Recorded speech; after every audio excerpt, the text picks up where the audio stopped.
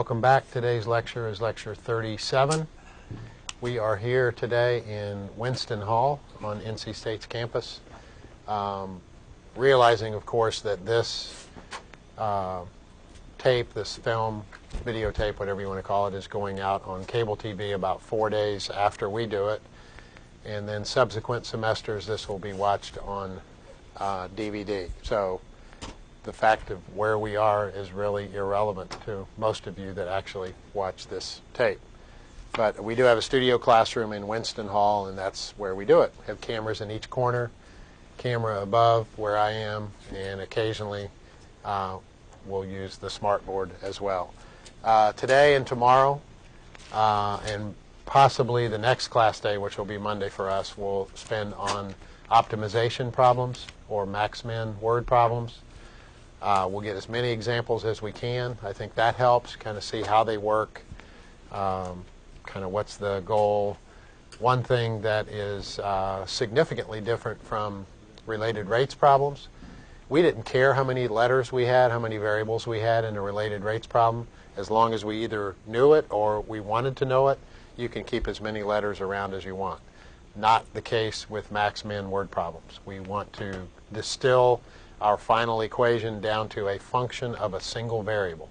So that'll be different. That'll be kind of work for us. But hopefully we're given enough in the problem, or we can apply some mathematics that will allow us to reduce it to a function to be minimized or maximized of a single variable.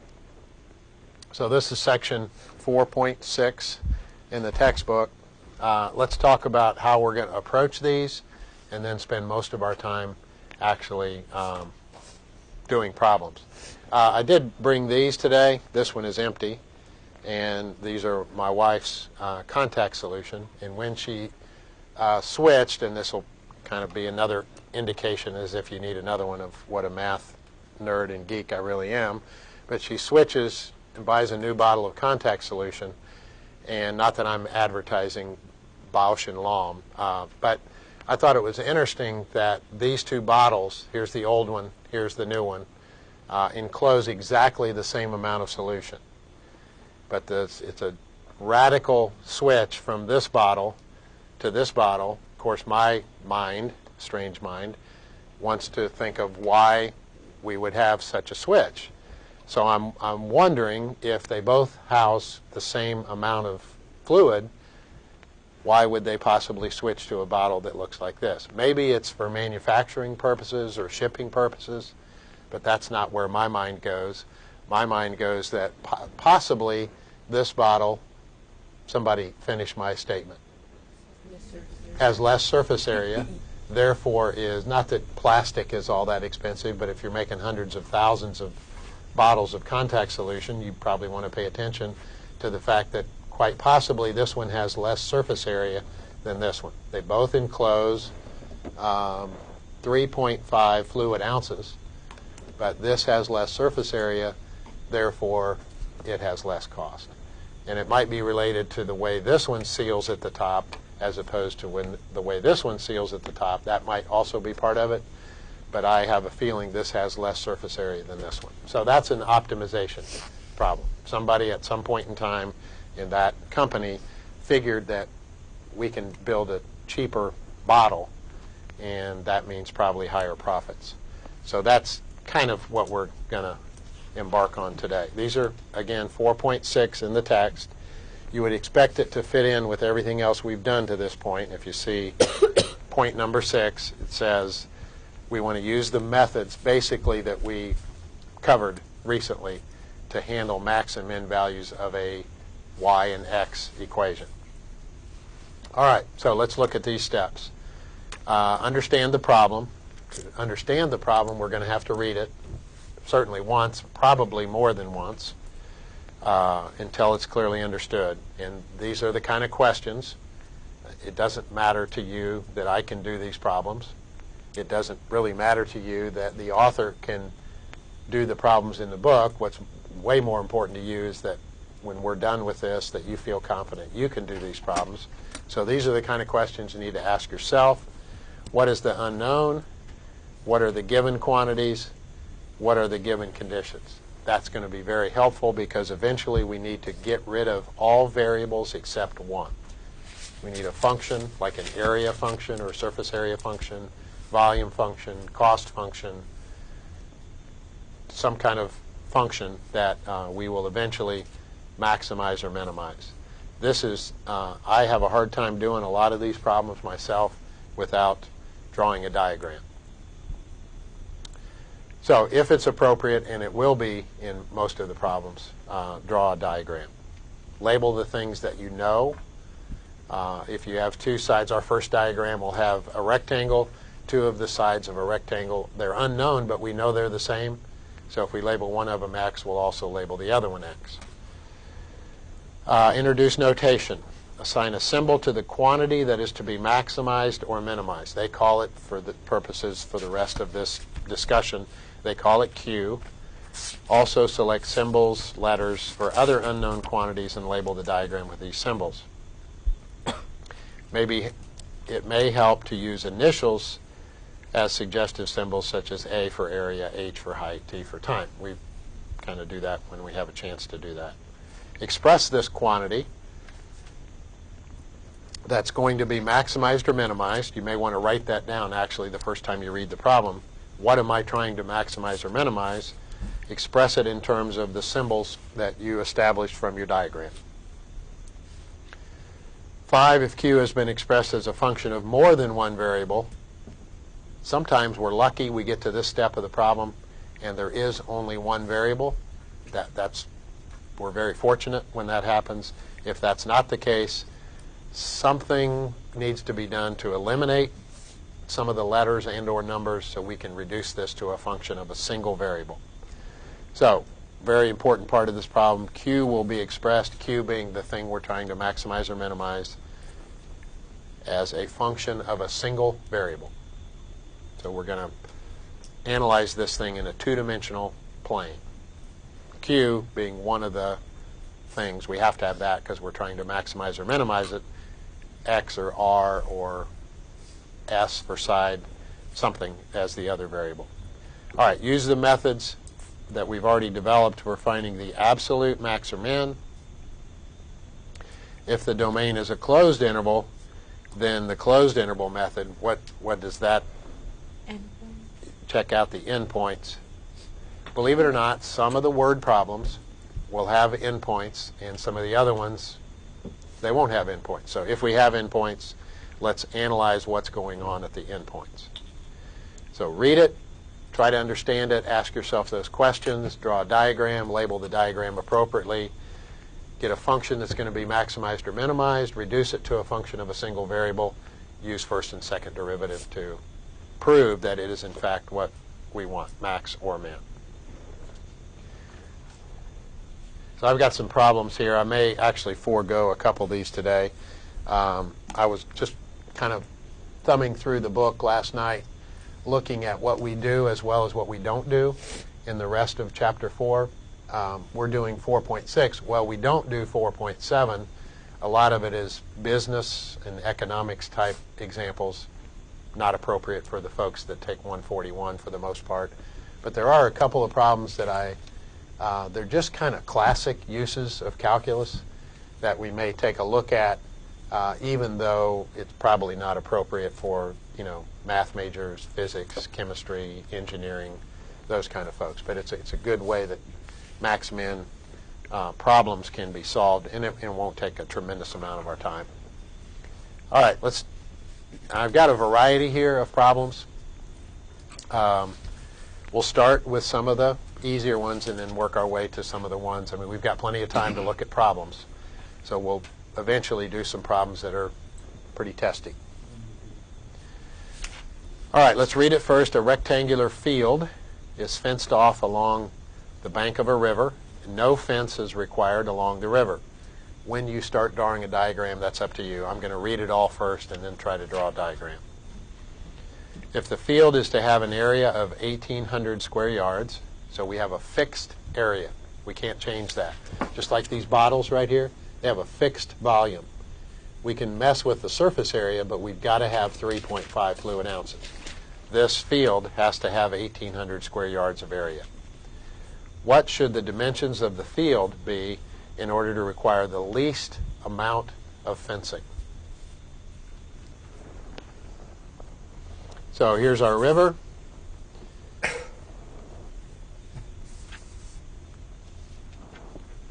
Here's our rectangular field that is fenced off along the river. We don't need any fencing along the river. The field is to have an area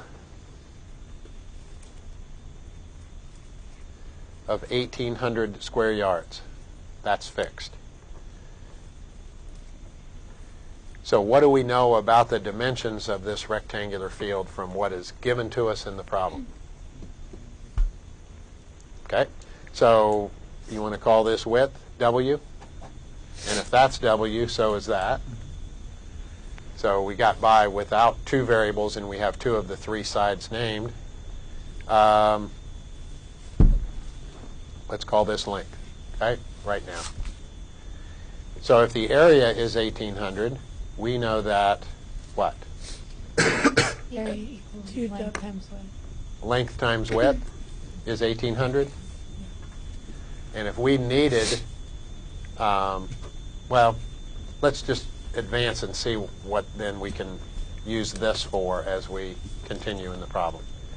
So the field is to have an area of 1,800 square yards. We have that. It's fixed. It doesn't change in the problem. What should the dimensions of the field be in order to require the least amount of fencing? Well, where is the fence? On the riverbank. W and L, right, are the fence. So if we add those together, right?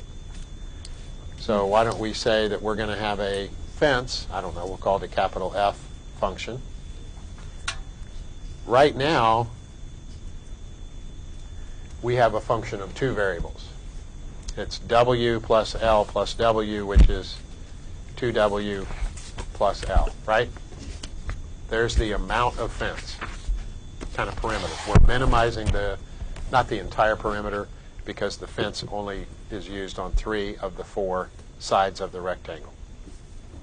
We don't want a function of two variables. We want a function of a single variable. That's where this comes into play. Solve for one or the other. It's kind of up to you. I don't think it matters that much on this problem. If you want to leave 2W alone, let's get rid of L. What is L equal to? 1,800 over W. Good. 1,800 over W. So now our function, our fence function, is not a function of two variables. It's a function of one variable. Excuse me. 2W, we want to keep W involved, but we want to get rid of L, and L is 1,800 over W. Everybody convinced that the right side is the amount of fence?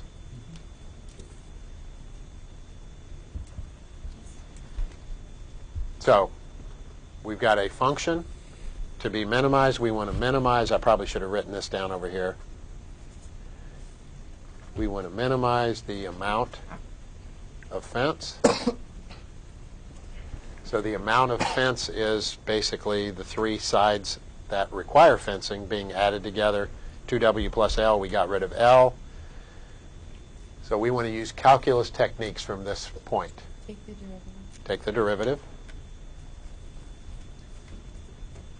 So we want to find the critical values. We could graph this. W on what normally is the x-axis, F on what normally is the y-axis, and maybe that's helpful. But we know kind of how this stuff works at this point in time. If we find the derivative, which is what, by the way? 2 minus 1,800 yeah. over W squared. Yeah. So this is 1,800 W to the negative first, right? So it'd be negative 1, so that's the negative sign, times the 1,800 that's already there, W to 1 degree less. What do we typically do with the first derivative when we're searching for a max or a min? Good. Set it equal to 0. We know what that gives us geometrically, what the picture looks like. We've got either a high point or a low point. Hopefully, we're looking for a low point, right? But you really don't know that when you solve this equation. It's one or the other. So we have 2 minus 1800 over W squared equals 0. Move the negative term to the other side, makes it positive.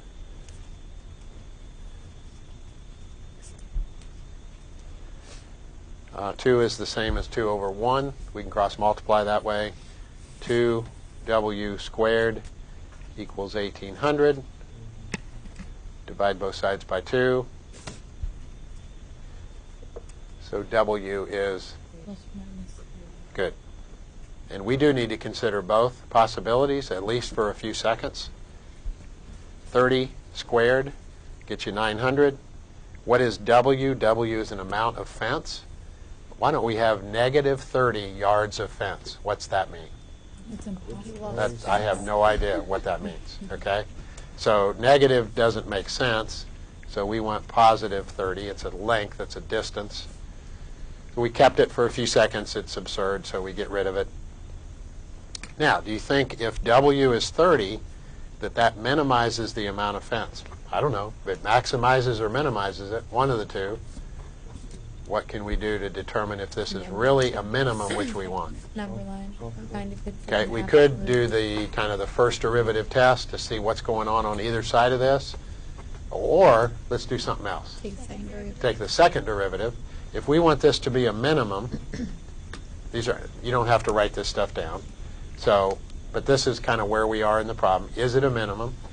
We know we've got first derivative 0, either that kind of a picture or this kind of a picture. We're hoping we have this kind of picture, right? That we have a minimum. And what would the shape be? Concave up. It's concave up. And we have the first derivative equal to 0. We know what kind of point that is. That's a minimum. So let's take the second derivative of our amount of fence function. Here's our first derivative up here at the top of the page. Derivative of 2 is 0. Derivative of 1800, negative 1800 over W squared is what? 3600. 3600. Positive, right? Yes. Yes. Over W cubed. Yes. Everybody all right with that? And we want it to be concave up in this region where we found the derivative to be 0. So in order for this to be concave up, it needs to be positive, right? Second derivative needs to be positive. W is 30. So we really want the second derivative when W is 30.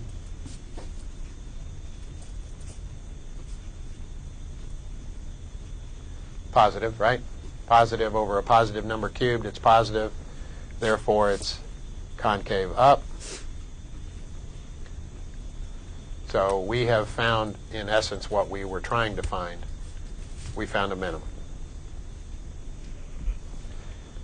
Is this an important part to this problem? Yes.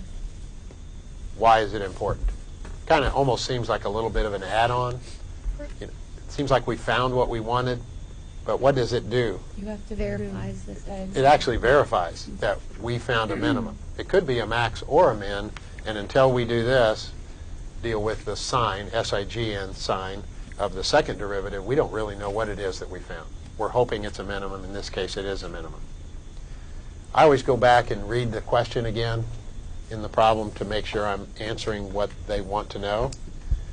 So if the field is to have an area of 1,800 square yards, what should the dimensions of the field be in order to require the least amount of fencing?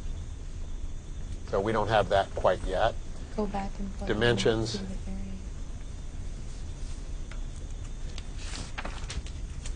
Are 30. Let's give it a unit too. 30 yards by, well, let's go back to our diagram. If W is 30, 60. this W over here is also 30, right? Oh, yeah. And we need the length. Well, here's the length. 1,800 over W, which is 30, 60. So here are some things that you can validate usually pretty quickly at the end of the problem. One is we've got to answer the question, dimensions of the field. So dimensions of the field are 30 yards by 60 yards. And as you're writing that down, you can kind of check to see if we fulfilled the fixed conditions in the problem. Fixed conditions were that the area had to be 1,800 square yards. Is that true with the given dimensions that we have? So that works. Another question that might be asked is how much fencing is actually required. So instead of just the dimensions, the amount of fence 90 plus 60. is, if it's 30 by 60 by 30, 120? 120 yards of fencing? But that's not asked in this problem, but that might be asked in another problem. Feel confident that we found here what we were looking for. Now that looks like a lot of work, and that's the first problem. We wrote down everything we could possibly write down. So as we do more of these and we get a little better at them, then we can write down less. Not a whole lot less, but some less. I mean, I still would highly recommend the diagram. Certainly off to the side, write down the things that are fixed. Those come back to help you at some point in time in the problem. This is the kind of thing that you'll be able to avoid. Instead of starting with a function of two variables, let's get that taken care of before we even write it down. Let's get a function of a single variable and then derivative and so on. Questions on that problem? Easy problem? Not a bad Fairly starting problem. Okay, and this one isn't bad either, the next one. But we'll throw some in that are a little testy. All right, a box with a rectangular base whose length is twice its width is to have a closed top. So other problems might say that it's not going to have a top on the box at all. This one does have a top. The area of the material in the box is 192 square inches. So we have a fixed surface area. What should the dimensions of the box be in order to have the largest possible volume? All right, box with a rectangular base. Now, could it have a square base? Is a square a rectangle? Yes. Okay, so that wouldn't be breaking any rules here if this rectangular base turned out to be a square. We don't know that it's a square, so we can't call it a square, but the answer might, in fact,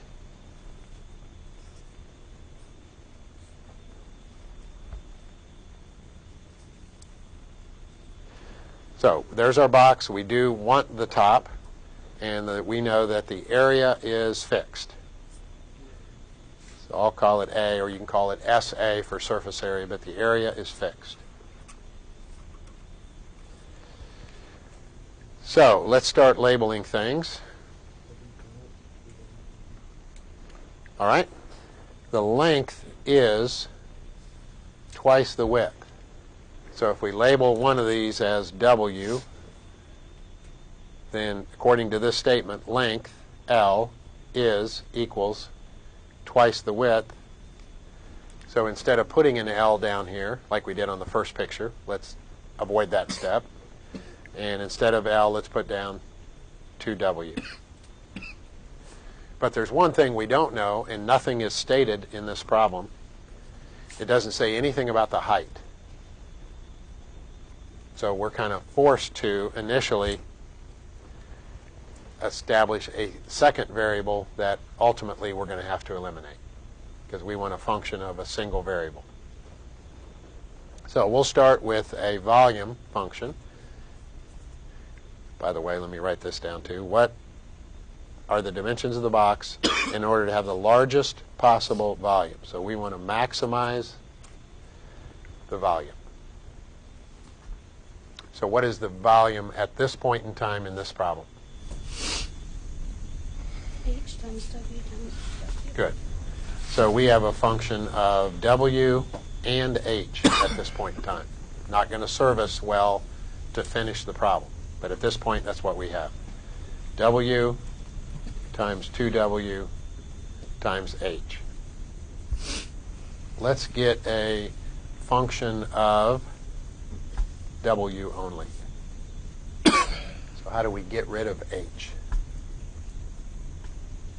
Do the length times width times height and then solve for the H. Well, 2W, WH, and then solve for H. But we don't equal know the to volume. 192. Right? That's if we knew the volume, and that would be exactly correct. What's the, if you find Use the the area, area. of the cube, you Right, can find there we the go. height. There's our fixed thing in this problem. So that's the only thing we have to go with that actually interrelates W and H at the beginning of the problem. So surface area or area, what is the surface area of this particular box? And it does include the top, right? Mm-hmm. Is to have a closed top. 2W times H. So what are the bottom Oh, yeah. and the top? How much surface area is on the bottom? 2W times W. 2W. 2W times W is Yeah, the bottom, 2W and that's times also the top. So we have two of those.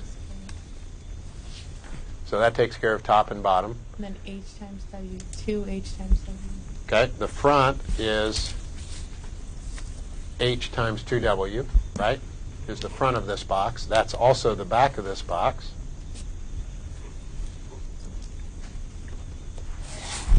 And how about the right side of the box, this over here, and the left side? H times W, and we've got two of those. Top and bottom are 2W by W, so we have two of those. Front and back are H by 2W, we have two of those. And left side and right side are H by W, and we have two of those. There are 6 faces, right, to a rectangular solid, so we should have all 6 faces taken care of.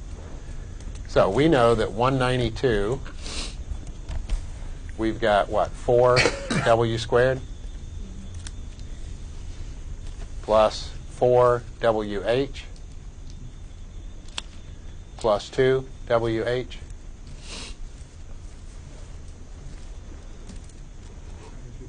Take out a 2W.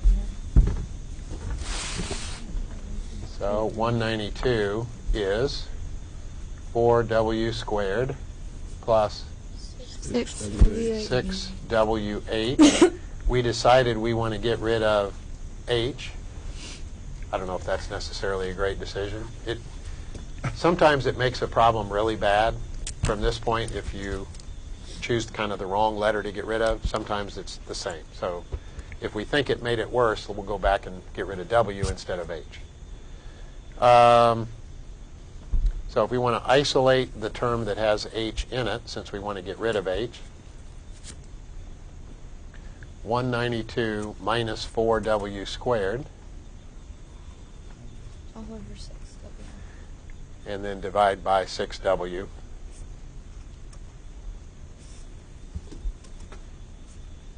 So there's what H is equal to. Can we solve for W? Let's see what that looks like.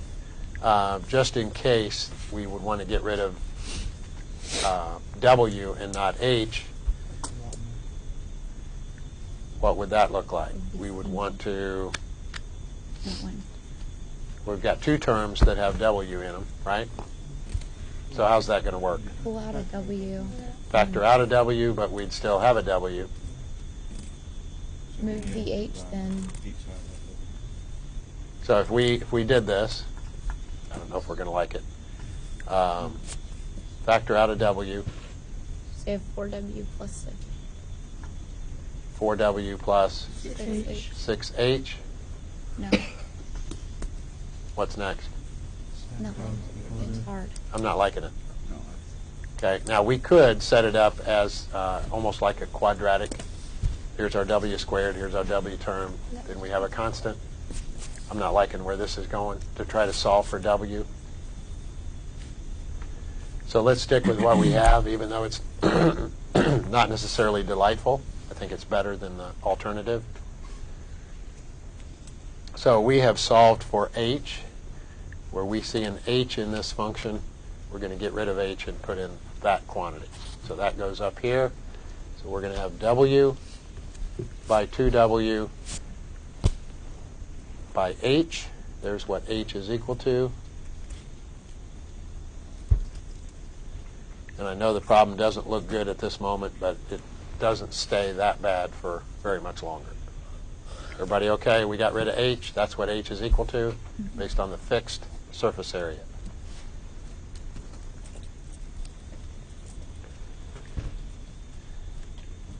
So back to what we're doing, we've got this v function, volume. We're trying to maximize the volume.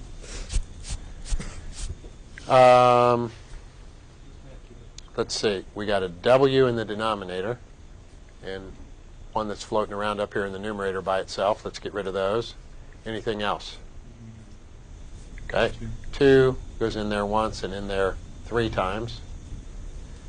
So it looks like we're going to distribute the w to these two pieces, right? Yeah. And then we'll have a 3 in the denominator. So why don't we just bring that out as 1/3? So that takes care of the division by 3. And what? 192 W minus 4W squared. minus 4w cubed. Oh, cube.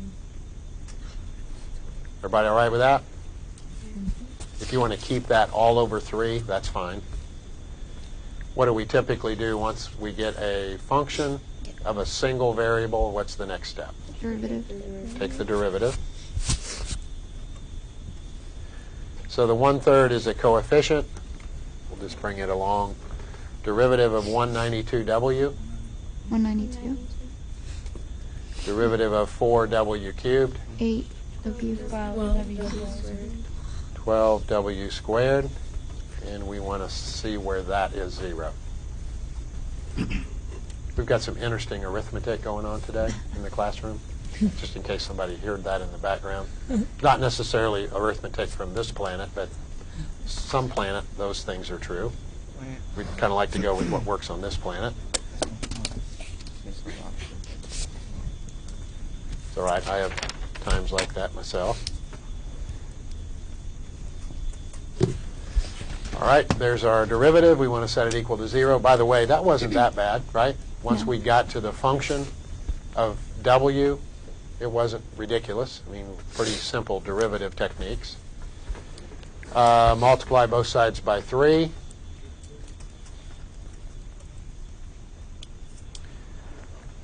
Still got that stuff inside the brackets. Move that to the other side, which makes it positive. Divide by 12.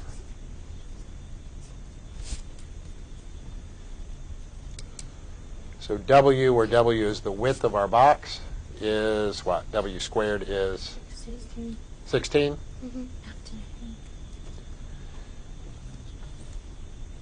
So w is plus or minus 4, and we know that it's a width of a box, so we know it's positive. It's the only one that makes sense. So we don't know if we found the dimension that will maximize or minimize the volume. It does one or the other. Which reminds me, we didn't really look at endpoints on the first problem. Let's consider that on this problem. Are there endpoints?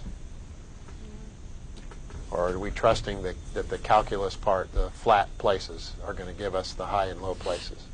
I mean, w and h have to be positive, right? So I think if we wanted to minimize the volume, we could pick w or h to be 0. We wouldn't have much of a box then, right? If h is 0, it's not going to hold a whole lot. And if w is 0, it's not really a box at all. So those would constitute endpoints. I don't really think we have realistic endpoints here. So we're going to get our maximum value for the volume by using the calculus. So question at this point, is this a max or a min? What did we use at this point in the other problem to validate that? Second derivative. So the first derivative is right here. So let's bring the 1/3 along. Derivative of 192 is 0. Derivative of negative 12w squared. We really are interested when w is 4.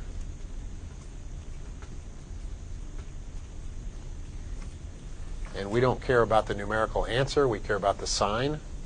Positive or negative? Negative. Negative, which means it's what? Concave down.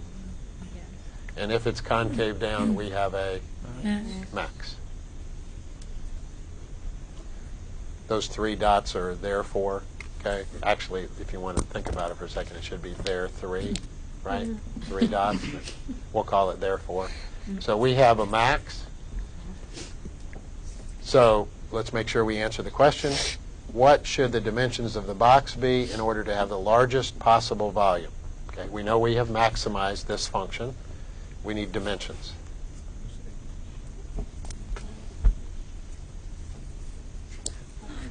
So it is w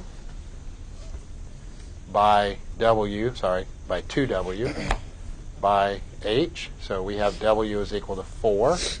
What was our unit? Inches, right? By what? 8 inches. By h. Well, we got to go back to what h is equal to. What did we plug in for h? 192 minus 4w squared over 6w. Over 6w. So 192 minus 4 times w is 4. All over 6 w's, which is 24. So 192 minus 1664, what is that? It's 192 minus 64 all over 24.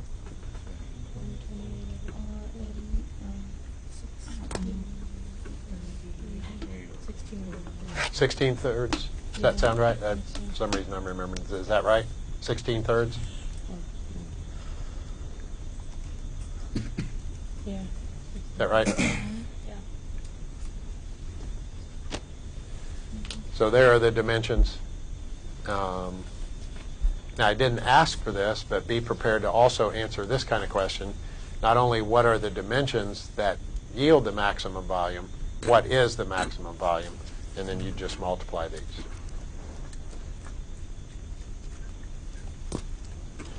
So 4 by 8 by 16 thirds. What is the maximum volume with this fixed surface area? 170 and 230. 170 and 2 thirds. And this is what? Square inches? No, cubic inches. Right? Didn't ask for that, but sometimes they do ask for that. So here's our answer. Questions on that problem?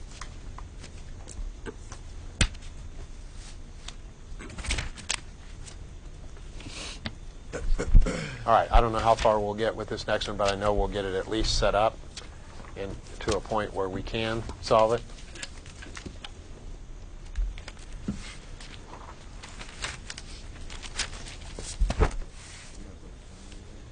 So I'm trying to get a little variety. Those two were somewhat close to each other. One was an area, the other was a volume, so very different in that respect, but this is significantly different.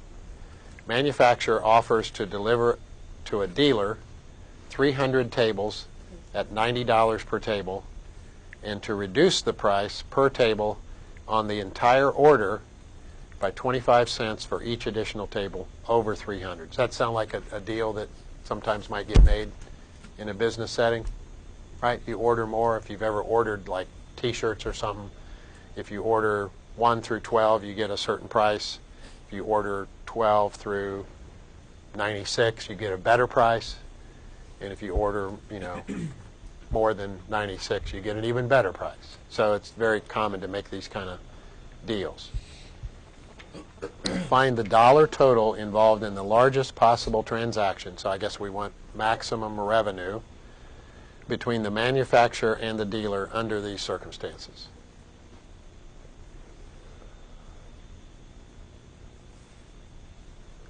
All right, we kind of have a starting point in this problem. And it might, in fact, be the best deal is to not reduce the price per table. So the starting point, I'm just going to call this revenue. And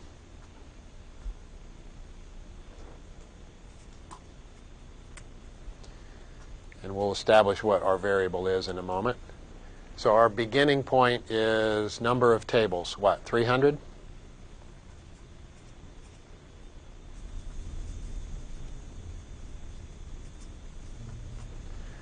Now, what's going to happen to the number of tables?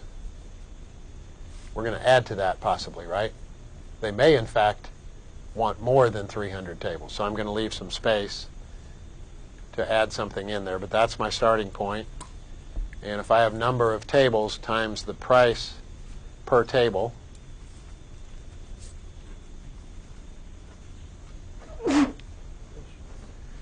what is the starting price? 90? And what's going to happen to the price in this problem?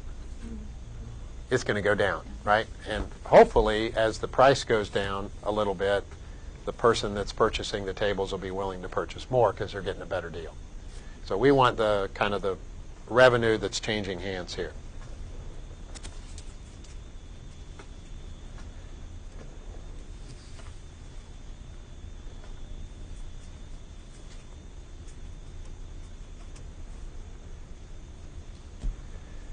Now, I've stopped there, but that's not the end of what I want. Let x, we're going to put a variable in here, and we're going to have a revenue function in terms of x, or whatever other letter you want to call it. I don't want it to be the number of tables because I've already got 300 here as my starting point. Tables above 300? Over or above 300. So let's let x be the number of tables beyond 300 or over 300. So let's just add in this amount of tables. So that's still the number of tables. Now we're going to throw in the deal. So we're going to add in x more tables to the 300 we're starting with. But the price better go down if we're expecting anything good to happen out of this. 0.25. 0.25. So to reduce the price per table on the entire order, so it goes for every table, so we can multiply it by every table, Times 300. for each additional table over 300. Well, what is each additional table beyond 300? 300 plus That's x, right? So it's going to go down a quarter for each of the x, where x is the tables more than 300. So is that the function that we want? Here's our starting point, 300 tables, $90 per table. By the way, when you multiply tables by dollars per table, what do you get? Tables. You have a certain amount of tables. You get dollars. By dollars per table. Don't the tables knock each other out? And you're left with dollars. That's what we want. So we want to maximize the transaction, the dollar transaction. Now, let's analyze kind of our endpoints. I guess endpoints here aren't really endpoints, they're starting points. It might, the best deal, the most money that changes hand between buyer and seller here, might be when there are 300 tables and they cost $90 per table. That's a possibility. So that's kind of our starting point or end point to this problem we want to keep in mind. Can we do better than that? I don't know. We'll check out the calculus and see if it works. Gets us a better number. If this is in fact the way we maximize the dollar transaction, what is that dollar transaction? 27,000? So that might be a max.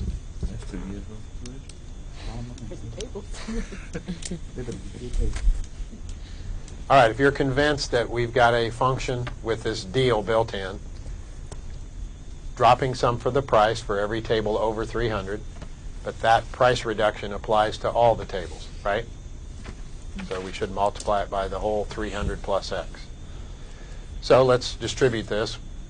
One step that we're skipping, okay? That would be two words put together in the English language, talking about communicating on another planet. Not this one. We don't have to reduce the variables, right? We've got X here and X here. There aren't any other letters. So we've got a function of a single variable. So that step that we did on our first and second examples, we don't have to do that here. So 300 times 90. 300 times minus 0.25x. What is that? 75. So minus 75x. 90 times x. And then x times minus a quarter x would be what? Minus 0.25 x squared? No, wouldn't it be positive? Oh, no. No. It's negative. Yeah. And in fact, that's a good point to bring up. We're looking for maximum dollar transaction. Maximum. What is this right here? If you were to graph that, that negative sign is very critical to this problem at this point.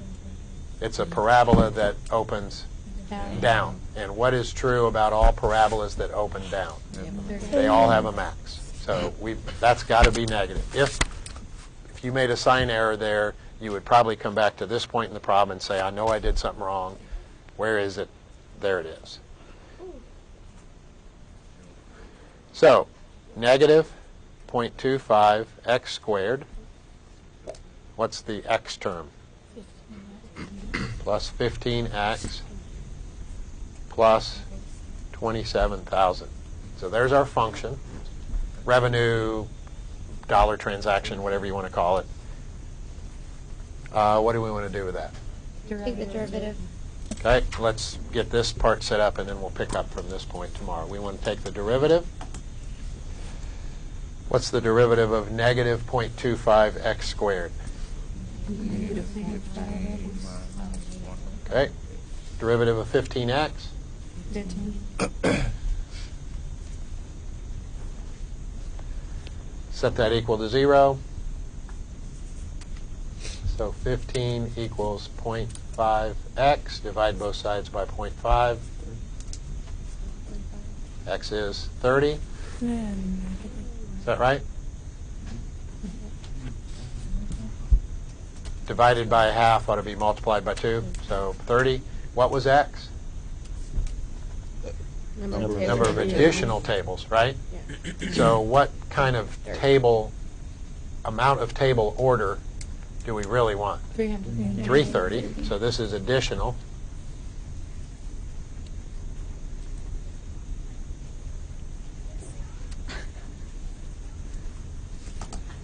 So we want 300 plus 30 tables. What's the price per table? Isn't it 90 minus 0.25 times x, and x is 30.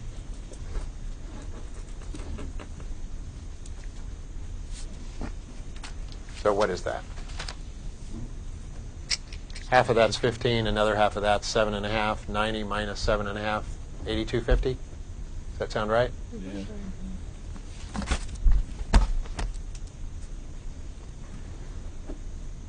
Now, is that better than 27,000? Oh, yeah. Yeah. Okay, well, you can check it by punching a couple buttons.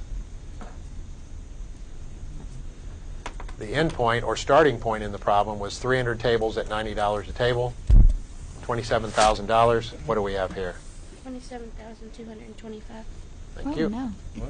Now, isn't that $825? Because it's 7.5 times 90.